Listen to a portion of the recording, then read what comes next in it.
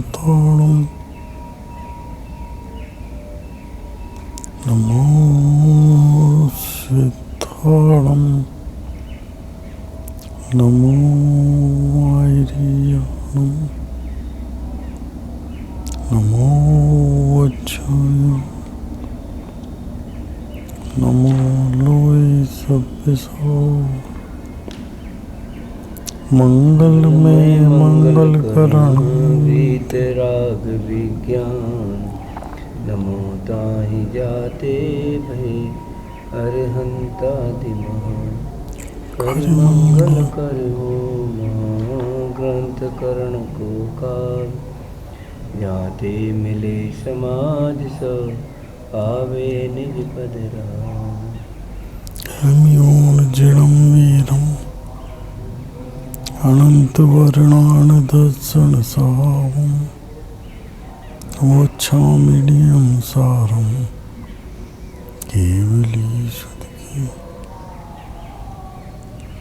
तीन भुवन में सा विराग विज्ञान शिव स्वरूप शिव का नमो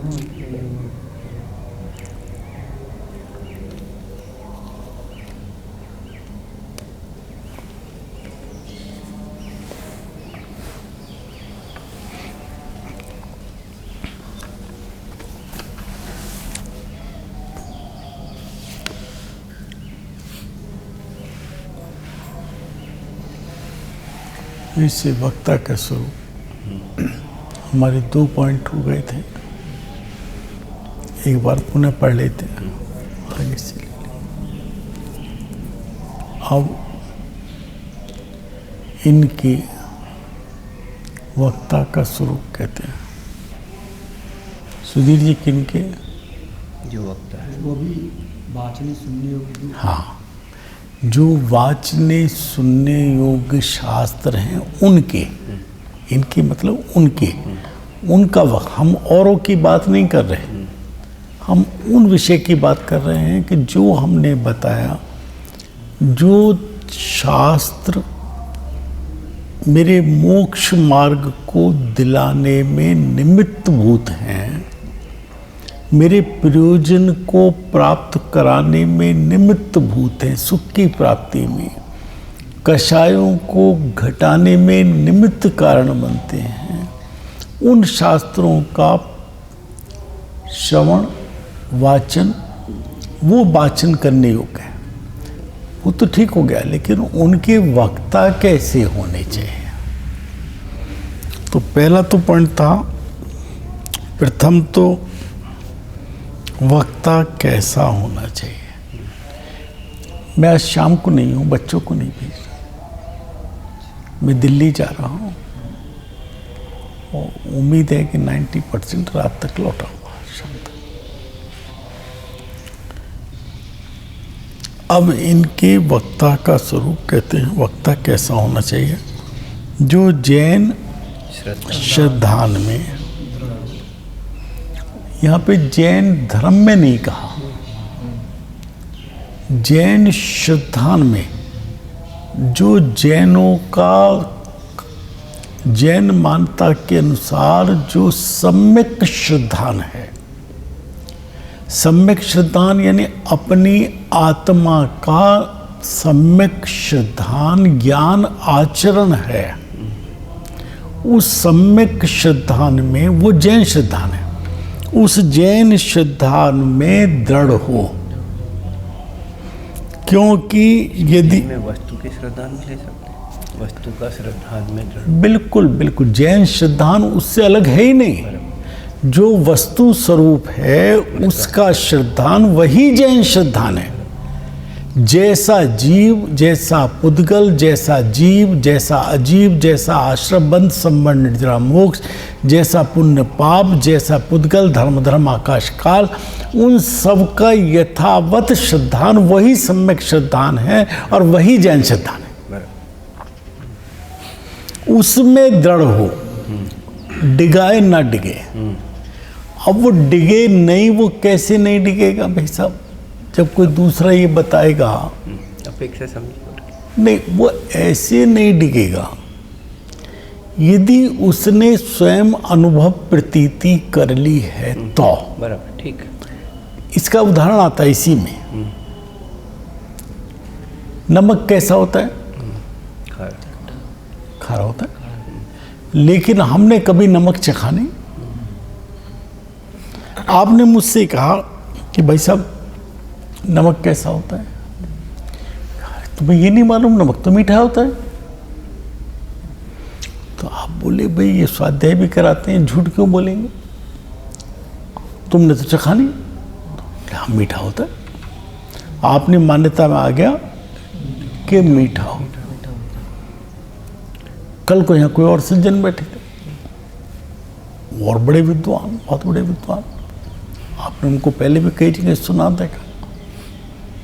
प्रश्न आया नमक कैसा होता है, उन्होंने कहा नमक तो कड़वा होता है। आप बोले देखो उन्होंने, कल वालों ने तो थोड़ी गलती कर दी। अब असली बात तो यह है कि नमक तो कड़वा होता है। आप लोहाड़ी जी के पास गए, वैसे नमक होता कैसा है? लोहाड़ी जी बोले चख के देख ले। आपने चख लिया कि नमक खारा होता है। अब भगवान भी उतर आए कि नमक मीठा होता है, मानोगे क्या?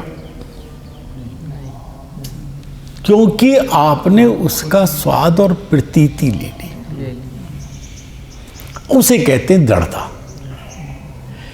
उस प्रतीति के बिना उसकी दृढ़ता नहीं होती है।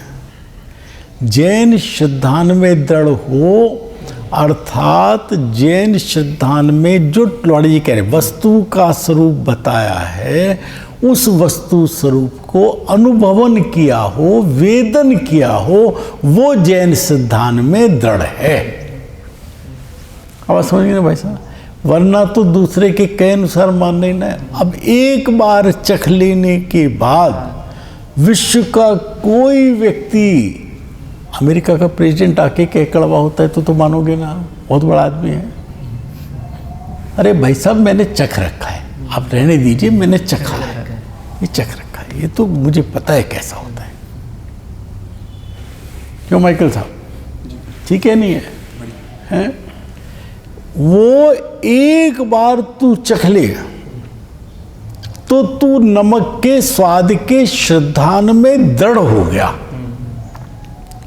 इसी प्रकार वस्तु स्वरूप का एक बार अनुभवन वेदन हो गया, प्रतीति हो गई, यही मैं हूं, ऐसा वेदन, कथन नहीं, चिंतन नहीं। वो चिंतन तो आकुलता रूप है, विकल्प नहीं, ऐसा पक्ष नहीं, ऐसा प्रत्यक्ष अनुभव हो गया, वेदन हो गया। फिर दुनिया का कोई कहे कि तू जड़ है, शरीर है, असुचि है, अपवित्र है, जड़ स्वभावी है, दुख का कारण है, कि नो, भद्र गाथा की बात नहीं है। मैंने तो इसे चख लिया, मैं तो शुचि हूँ, पवित्र हूँ, उज्जवल हूँ, ज्ञानानंद स्वभावी हूँ, ज्ञायक मात्र हूँ, सुख स्वरूप हूँ, सुख का कारण हूँ, ऐसा मैं हूँ। ऐसा सिद्धांत में दृढ़ हो गया। भैया भगवान कहे तो मानना पड़ेगा ना। अरे अपने आत्म भगवान की सुनना, वो तो पर भगवान है।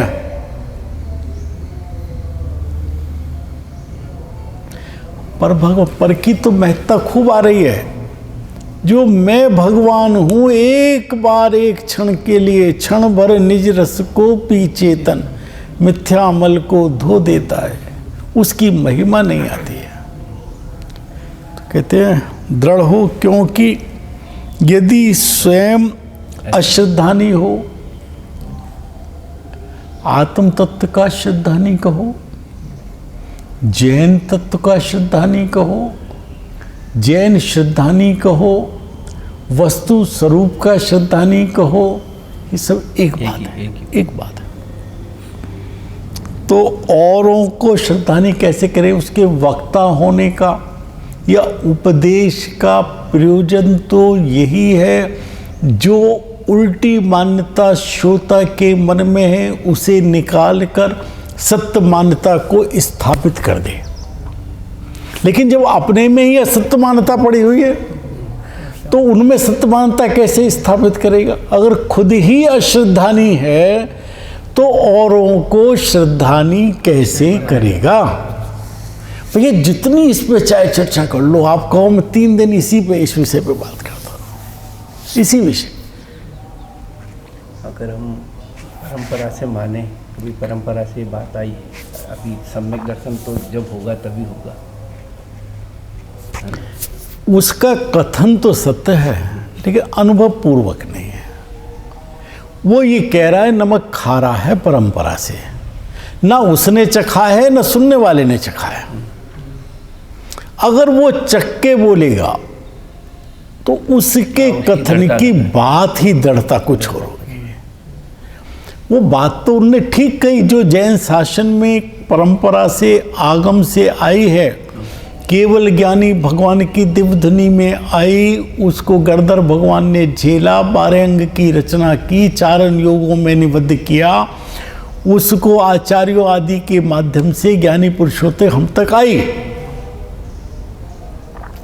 लेकिन वो जो बात आ रही थी कि अगर कोई अयथार्थ ज्ञान में आ जाए और मिला दे तो क्या करे, वो नहीं कर पाएगा क्योंकि उसने चखा नहीं है। तो वो दृढ़ श्रद्धानी होना ही चाहिए। वो चर्चा के योग्य तो हो सकता है, हम आपस में चर्चा के योग्य तो हो गए, लेकिन हम वक्ता नहीं हुए, अभी तक बकी रहे हैं, वक्ता नहीं हुए। पढ़िए जी।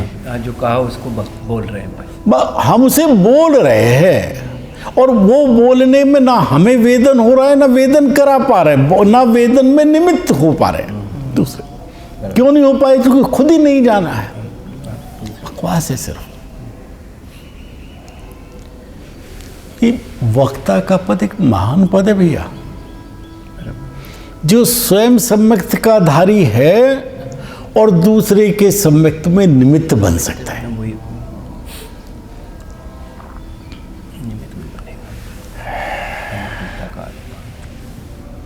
परंपरा की बात तो लड़िए जी ऐसे है। मैं मस्कट गया था और मस्कट में क्या नाम थे वो हमारे इंद्र बने थे, अनिल जी, मस्कट वाले जी, उनका बड़ा, उनको वहाँ पे गवर्नमेंट ने वो दे दिया था। तो जब जा रहे थे अगले दिन उनके घर में मैंने कहा कोई वो थोड़ा मैं अपना स्वाध्याय या पूजन आदि कर लूँ। तो उन्होंने कहा ये जो कमरे में अलमारी है इसे खोल लीजिए, इसमें शास्त्र वास्त्र भी रखे हैं। तो उसमें दीपक भी चल रहा था, देवी की भी चित्र था, गणेश जी पुणे जी का भी चित्र था और एक आध कोई शायद जनवाणी वगैरह भी रखी थी। तो मैं वहाँ से उठाया, मैंने भाई साहब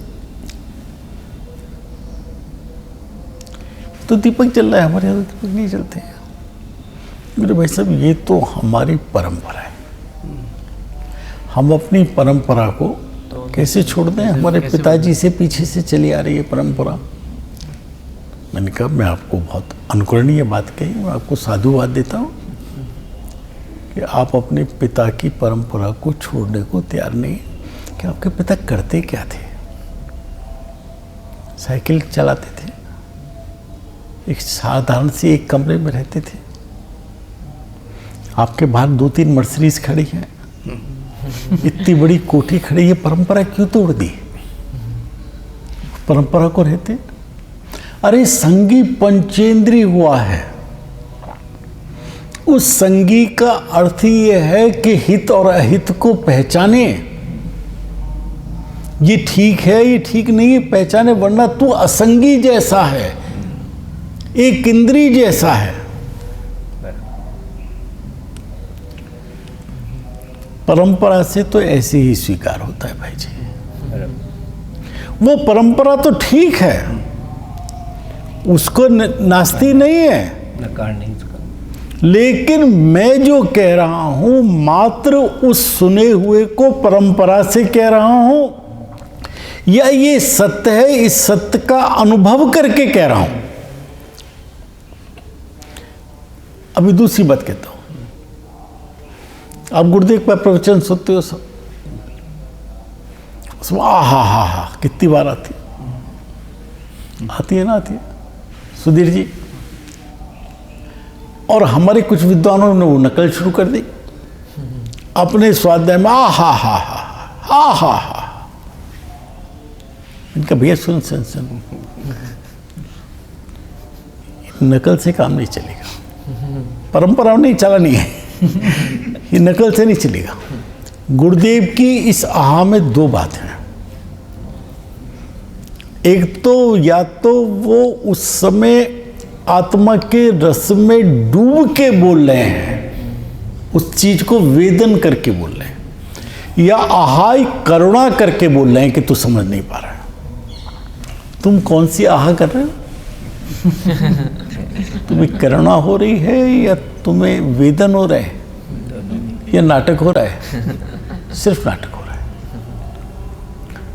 परंपरा को वेदन करके ना स्वीकारे तो पापी है, और परंपरा से ना हटे वो भी अच्छा है, वो भी अच्छा है, लेकिन उसका प्रयोजन नहीं सिद्ध होगा जब तक उसको वेदन नहीं करेगा। वेदन नहीं करेगा, लाभ नहीं मिलेगा, स्वयं को लाभ। वो शुभ भाव तो होगा जो उसको ऊर्ध्वता का तो कारण बनेगा, परमार्थ में चिन्ह में ऊर्ध्वता का तो कारण बनेगा, लेकिन ग्रंथि भेद के बिना कोई कार्य सिद्ध नहीं होगा।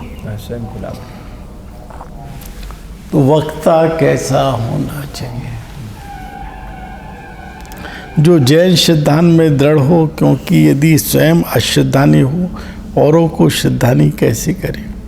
श्रोता तो स्वयं ही से हीन बुद्धि के धारक हैं, उन्हें किसी युक्ति द्वारा श्रद्धानी कैसे करे?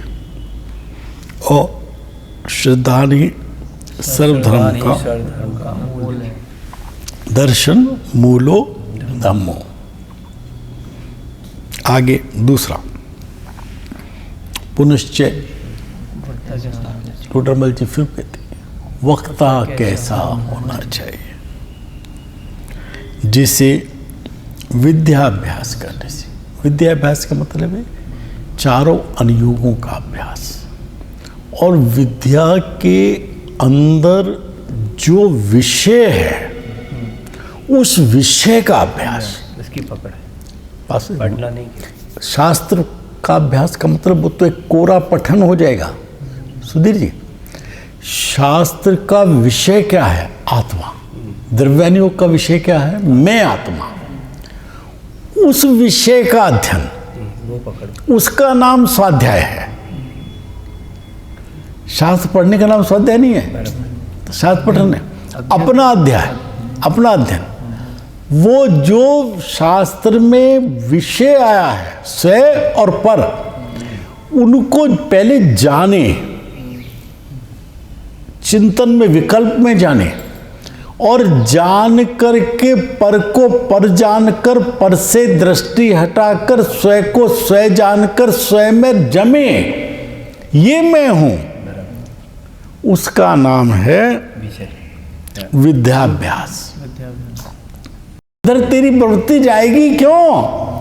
शास्त्र लिखना मुनिराज का, ये कह रहे हैं कि हम भट्टी में आ गए, है ना। लेकिन जिस समय शुद्ध उपयोग में है उस समय शास्त्र लिखने का भाव ही नहीं आएगा ना। तो निज महिमा में स्थिति क्यों नहीं करते? दूसरे कलश में अमृतचंद आचार्य देव कहते हैं मेरी कलुषित हुई है परिणति, मम परम विशुद्धि शुद्ध चिन्ह मात्र मूर्ते भवतु समय सार व्याख्याय अनुभूति। ये जो मेरे में कालुषता पैदा हुई है ये समय सार की व्याख्या से पूरी दूर है, यानी मैं शुद्ध उपयोग में ठहर जाऊं, ऐसा इसका मैं फल चाहता हूं। मैं कोई मान बढ़ाई नहीं चाहता, पैसा नहीं चाहता। तो कहते हैं शुद्ध उपयोग, यहां क्या कहते हैं, ऐसा नहीं हो तो कहीं अन्य प्रयोजन सहित व्याख्यान हो, उसको अन्य प्रयोजन प्रकट करके विपरीत प्रवृत्ति करे। एक और पढ़ लेते हैं, टाइम भी हो गया होगा शायद, अभी है। पुनश्चय, जैसे ही मैं बोलता अपने बच्चों से पुनश्चय, वो तुरंत सब एक साथ बोलते वक्ता कैसा होना चाहिए। देखो सुनो, आचार्य को इसके अंदर या टोडरमल जी को ये पुनर्वृत्ति नहीं लगती इसके अंदर। का दोस्त नहीं कर रहा। 148 बार समय सार में जिस समय उन कर्मों से निवृत्ति को, उसको संन्यास की भावना को नचाया है, उनमें किसी शब्द को एडिटिव द्वारा वो पूरे शब्द बोले ना तो उन्हें पुनरावृत्ति नहीं लगती।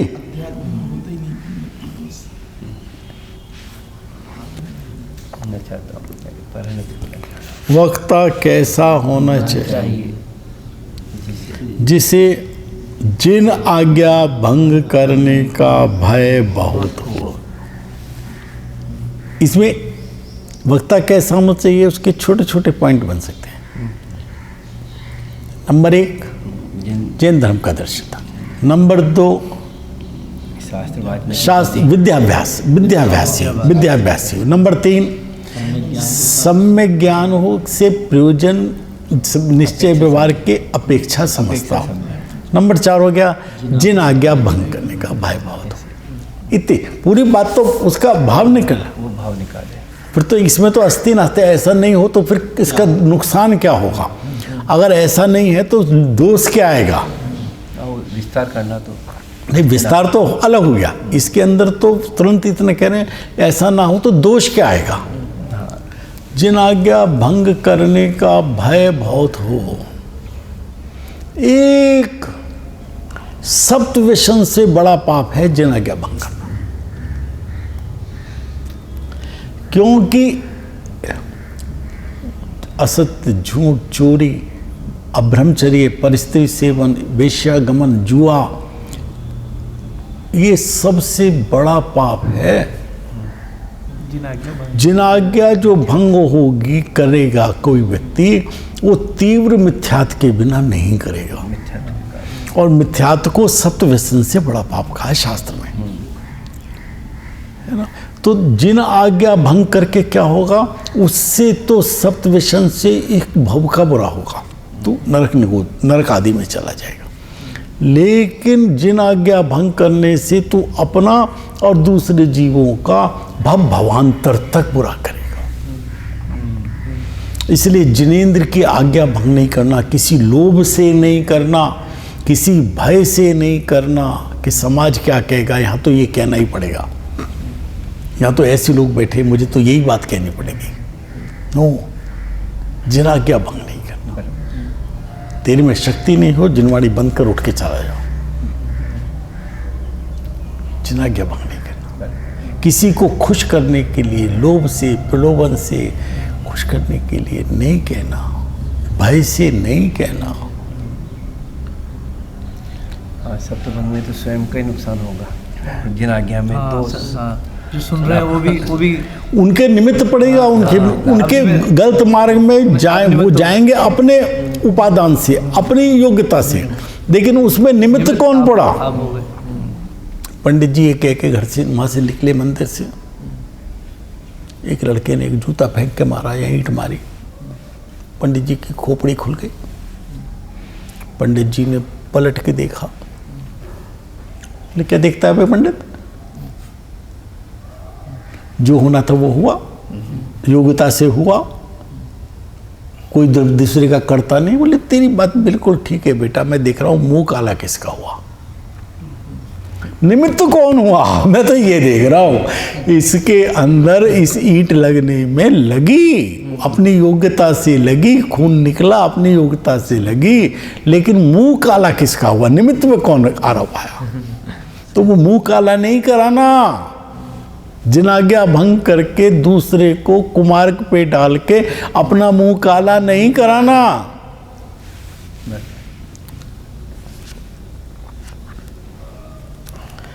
कैसा होना चाहिए, जिन आज्ञा भंग करने का भय बहुत हो, क्योंकि यदि ऐसा नहीं हो तो कोई अभिप्राय विचार कर सूत्र विरुद्ध, सूत्र विरुद्ध शास्त्र के विरुद्ध, जो आचार्य यानी गणधर भगवान के कही बात को कहा जाता है सूत्र। वास्तव में उन सूत्र की परंपरा से फिर आचार्यों के कथन को भी सूत्र कहा जाता है। तो उन सूत्र के विरुद्ध, तो तेने उस समय कितना बड़ा पाप किया, तेने समस्त आचार्यों का लोप किया, गणधर परमात्मा का लोप किया, दिव्य धनी का लोप किया, केवली अनंत सर्वज्ञ परमात्मा का लोप किया, क्योंकि तेने उनके कथन से विरुद्ध, सूत्र से विरुद्ध कथन किया।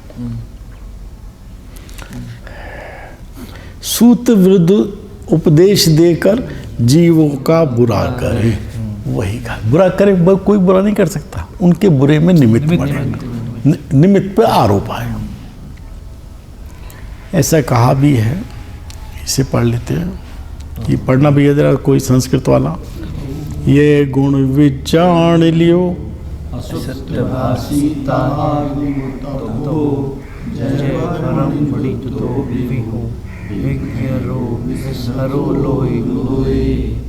जो विषधर है मणि वो मणि संयुक्त हो। एक सांप होता है ना, इसके उपसर्ग में मणि होती है, तो उसे गले लगा लो क्या? मणि है तो मणि है ना, बहुत कीमती होती है भाई साहब, छोड़ने योग्य है। इसी तरह कोई सूत्र के कोई प्राकृत और संस्कृत में धारा प्रभाव बोल रहा हो, आकर्षित हो जाते, वाह वाह वाह, बात की क्रिया है। लेकिन अगर वो न्याय का, व्याकरण का, गणित का, इन सब का पूर्ण ज्ञाता भी हो, लेकिन उत सूत्र भाषी हो, यहाँ शब्द आएगा इसमें उत सूत्र, उल्ट सूत्र का उल्टा अर्थ करने वाला हो, तो त्याग नहीं होगा। देखो इसे पढ़ लेते हैं बस। इसका जो अनेक क्षमादि, बहुत मंद कशाई है, बहुत मंद कशाई, वैसा मीठा बोलता है, आहा मधुर मधुर, कड़क बात ही नहीं कहता। अरे निंदक निये रह राखिए, आसन कुसी कुटी छवाए, बिना बिन पानी तो सहाय कर दे, बिना खर्चे के तेरा, कहते हैं क्षमादि गुण तथा व्याकरण आदि विद्या का स्थान है, जिसमें खूब विद्या है, व्याकरण का बहुत अच्छा जानकार है, संस्कृत प्राकृत को जानता है, एक शब्द विरोध नहीं करता, इसके कितने अर्थ हैं, इसमें कौन सी धातु है, कौन सी फला चीज लगी है, उस धातु का क्या अर्थ होता है, कितने तरह का अर्थ होता है, वो खोल के रख दे। वर्तमान में तो हम उसी से इम्प्रेस होते हैं ना, कि तो कितना जानता है? तो विद्या का स्थान है। तथापि यदि उत सूत्र भाषी है तो छोड़ने योग्य ही है, छोड़ देना योग्य। अगर वो शास्त्र के विरुद्ध कथन करता है, बहुत जानता है इसलिए हम उसके कथन को सत्य मान लें? अरे नहीं जानता, कुछ व्याकरण नहीं जानता, लेकिन सत्य वक्ता है तो उसे स्वीकार कर लेना, गले लगा लेना। लेकिन उत्सूत्र भाषी है तो छोड़ने योग्य है। जैसे उत्कृष्ट मणि संयुक्त होने पर भी सर्प है, वह लोक में विघ्न ही का करने वाला है। सर्प कभी तुझे सुख देने वाला नहीं है, विघ्न को करने वाला है।